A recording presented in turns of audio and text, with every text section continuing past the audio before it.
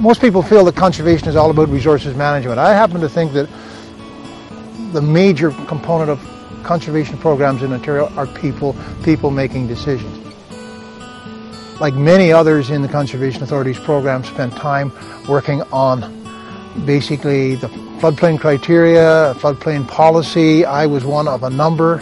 That policy went through a number of reiterations and a number of reviews, and I participated, I guess, in one of the later ones.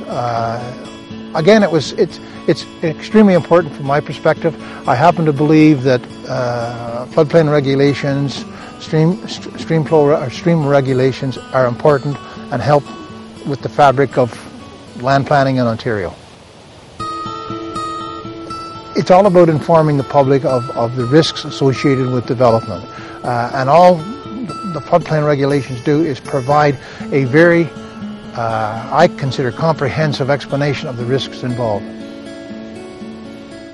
When I look back at my 40 years in conservation, the thing that I always remember is people, and the tremendous decisions they made, the tremendous amount of emotion and judgment they brought to those decisions. The landscape in Ontario, the conservation program in Ontario, I think is in reasonably good shape.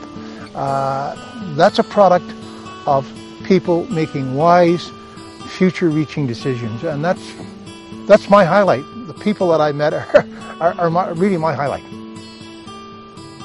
I am optimistic about the future of conservation and conservation programs, mainly because I take a look at the young people, the young conservationists of the day.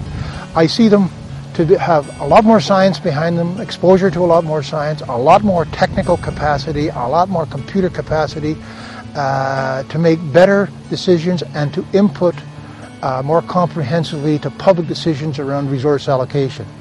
I am optimistic that the younger generation will carry Ontario and the conservation program forward well. I'm really optimistic.